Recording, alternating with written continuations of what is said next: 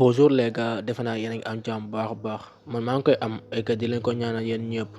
kañ nañoo def vidéo nag oui c'est vrai ak waajtaayu màggal gi ak bruit bi moo tax ñu ko jot def vidéo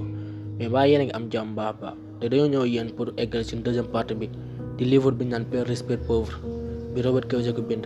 jaajëf n'oubliez pas de vous abonner ngeen activer cloche bi. partie bi ñu naan pexe dugal xaalis rax si dolli li gën a wóor mooy nga seet yeneen matukaay yu bees yu lay jàngal yu si mel ne jàngal yu am solo ci téere bi ak bolog yi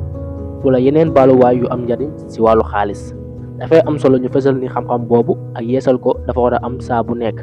point de vue baay bu am xaalis bi ak baay bu néew doole bi. Robert Kiyosaki bindkat bi amoon na ñaari papa kenn si ñoom mooy papaam bi ko jur ku ñàkk ki ñu liggéey si nguur gi ba noppi di wax doomam ni danga war a jàng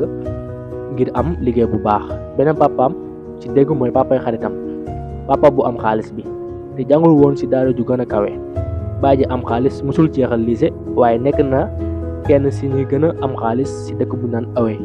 waaye papa ji amul dara amoon na spécialisation ak diplôme yu bari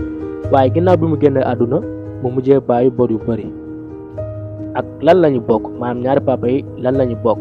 xam nañu solo bu nekk ci jàng waaye li leen ràññee ci xam-xam mooy wàllu xaalis kon yéen a ngi xàmme bu baax li baay bu am xaalis bi ak baay bu néew doole bi bëgg a wax riche yi duñu liggéey ngir xaalis ndax borom alal yi dañu liggéey ngir jàng ak màgg lan mooy actif ak passif Robert Kiyosaki dafa wax ni soo bëggee am xaalis am na yoon yu gën a gaaw pour nga mën ci jot mooy topp xam-xam ci wàllu xaalis te bu dee say waajur duñu la ko jàngal danga war a jàngal sa bopp ndax jàngal yi fi nekk duñu la jox xam-xam boobu kon benn ci concept yi xaalis yi gën a am solo yi ñu wax ci téere bi tudd baay bu am xaalis ak baay bu néew doole mooy alal ak bor ci gàttal mën nga ci jënd lépp lu la jëloo xaalis waaye li ëpp solo mooy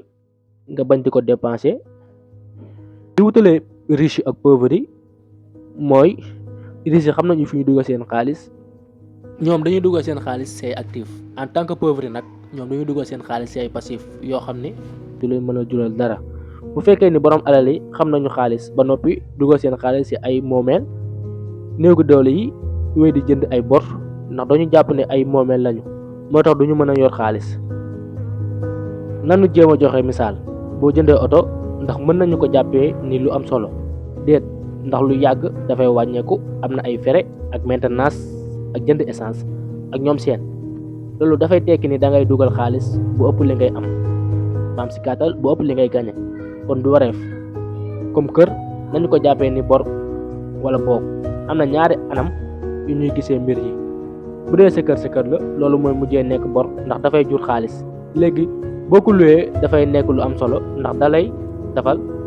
tàmbalit xaalis sa mbir bopp la léegi wut garage ci sa liggéey lu jafe la ndax faaw nga joxe lu ëpp li sa patron di la jox loolu moo tax Robert Kiyosaki wax ni faaw ñu am xaalis ak gëmu borom liggéey yi ak pexe dugal xaalis kon dafay gën nga leer ni sa liggéey mooy li nga bëgg a def saa bu nekk ci diiru 40 waxtu waaye li lay jox rek mooy li nga soxla ngir fay say facture suñu sukkandikoo ci li Robert Kiyosaki wax